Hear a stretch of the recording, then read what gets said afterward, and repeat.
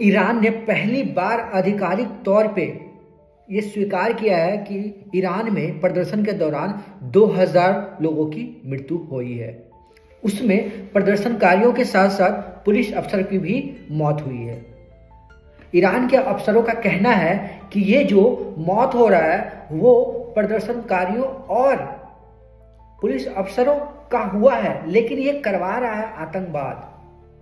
आतंकवाद उनका कहने का मतलब ये है कि किसी के सपोर्ट के साथ ये प्रदर्शन हो रहा है। उन्होंने खुले तौर पे जो आरोप लगाया है वो अमेरिका और इजराइल पे लगाया है। ईरान के अधिकारियों का कहना है कि ये पहली बार ऐसा हुआ है कि ईरान में इतना ज़्यादा मात्रा में लोगों की डेथ हुई है प्रदर्शन के दौरान, जिसका पूरा फायदा उठा रहा है आतंकवादी समूह।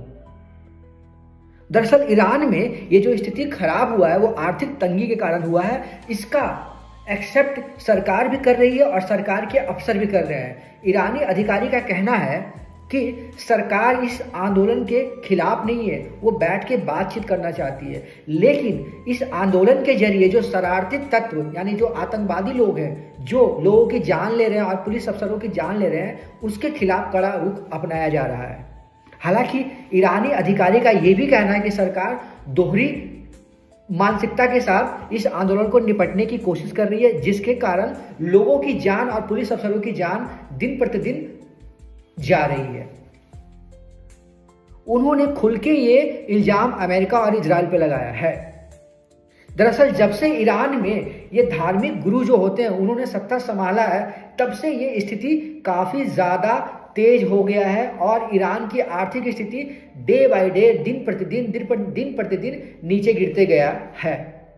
ये उनका ईरान के अधिकारियों का ये कहना है। इसीलिए ये हमेशा इतिहास गवाह है, जो भी देश धार्मिक के हिसाब से, धर्म के हिसाब से देश को चलाना चाहेगा, वो देश हमेशा नीचे गिरता है।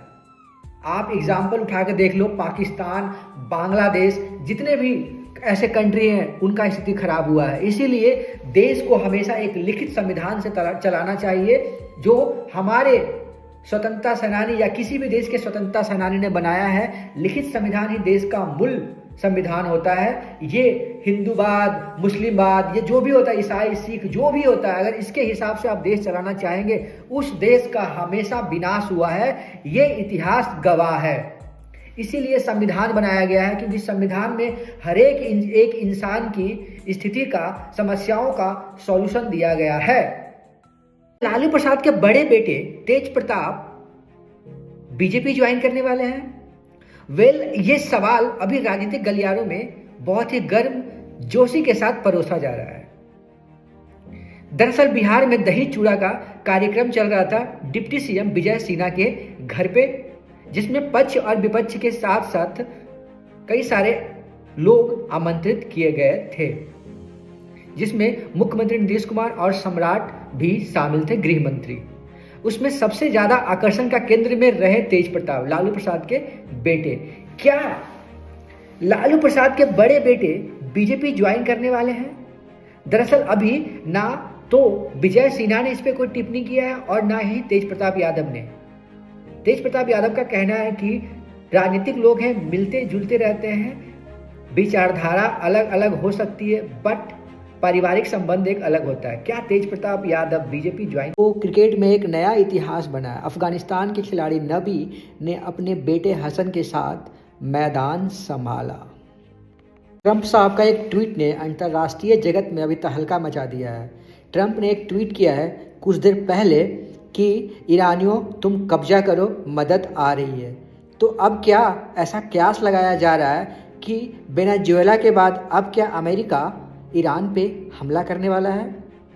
मैं आपको बता दूं कि ईरान और अमेरिका के बीच में, मंत्रियों के बीच में एक बैठक होने वाला था। ट्रंप ने उसको रद्द कर दिया है और ट्रंप ने खुले ये धमकी दिया है कि अब जो ईरान के साथ व्यापार करेगा उस पर बहुत ही ज़्यादा मात्रा में टैरिफ लगाया जाएगा। और अमेरिका ने खुले ये धमकी दे दिया है कि कोई भी ईरान के साथ व्यापार करेगा उस पर ज़बरदस्त टैरिफ लगेगा। और एक छोटा सा ट्वीट करके करके ट्रंप ने पूरा अंतर्राष्ट्रीय जगत में तहलका मचाए हुए है। क्या सच में ईरान पे हमला करने वाला है अमेरिका? ईरान में जो आंदोलन चल रहा था वो अब रुकने का नाम नहीं ले रहा है। दरअसल 100 से ज़्यादा शहरों में आंदोलन फैल चुका है और करीब करीब 400-500 लोगों की हत्या हो चुकी है। इसे हम हत्या ही कहेंगे। और गिरफ्तारी भी संख्या बढ़ते जा रहा है धीरे धीरे। सरकार जो है रुकने का नाम नहीं ले रही है और आंदोलनकारी जो हैं वो पीछे हटने का नाम नहीं ले रहे हैं। अब सरकार ने रुख को थोड़ा सा कड़ा किया है और आंदोलनकारियों पर एक सीक्रेट एजेंट के माध्यम से हत्या करवाना शुरू कर दिए।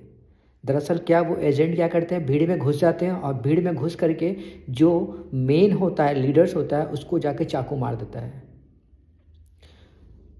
इलाज के दौरान डॉक्टरों का कहना है कि जो 40 से 50 लोगों की जो हत्या हुई है वो चाकू से अटैक करके किया गया है। सोचो। और इस बीच अमेरिका ने खुली धमकी दे दिया ईरान को कि अगर ईरान आंदोलनकारियों पे ज़्यादा कड़ा रुख अपनाएगी तो अमेरिका वहाँ पे वार करेगा, जिससे ईरान को काफ़ी ज़्यादा दर्द एहसास होगा। दरअसल ईरान में जो आंदोलन हो रहा है वो वहाँ की मुद्रा की हालत जो ख़राब हुआ है उसके कारण, और सरकार जो है तानाशाही रवैया अपनाई हुई है और महंगाई वहाँ पे काफ़ी ज़्यादा बढ़ गया है, जिसके कारण लोगों को बेसिक चीज़ें खरीदना मुश्किल हो गया है, जिसके कारण लोग सड़क पे उतरना शुरू कर दिए हैं धीरे धीरे। और ये आंदोलन इस कदर से फैल गया है कि ईरान के करीब करीब सभी शहरों में ये चपेट में ले लिया है और वहाँ की सरकार इस आंदोलन को किसी भी तरीके से रोकना चाहती है, बट जो वहाँ के जेनजी हैं वो रुकने का नाम नहीं ले रहे हैं, जिसके कारण कई सारे देश ने इस आंदोलन को सपोर्ट किया है। अमेरिका तो खुले दिल से सपोर्ट कर रहा है और यूरोपीय यूनियन भी सपोर्ट कर रहा है, जिसके कारण ईरान का आरोप है कि ये जो विद्रोह हो रहा है वो अमेरिका का खरीदा हुआ गुंडों के सहायता से हो रहा है और ये वो बर्दाश्त नहीं करेंगे। ईरान का कहना है कि अगर अमेरिका ने ईरान पे हमला किया तो अमेरिका भी परिणाम भुगतने के लिए तैयार रहे और साथ साथ इजराइल भी परिणाम भुगतने को तैयार रहे। तो इधर ना ईरान रुकने का नाम ले रहा है, ना जेनजी रुकने का नाम ले रहे हैं और ना अमेरिका धमकी देने से पीछे रहने का सोच रहा है। देखते हैं ये आंदोलन किस रुख की तरफ मोड़ लेती है। फिलहाल ईरान में इंटरनेट सेवाएं बंद हैं। शेखर धवन भाई, गब्बर भाई की दोबारा सगाई हो गई है। सोफी शाइन से, आयरिश मॉडल है और उन्होंने बोला अब हम हमेशा साथ साथ रहेंगे।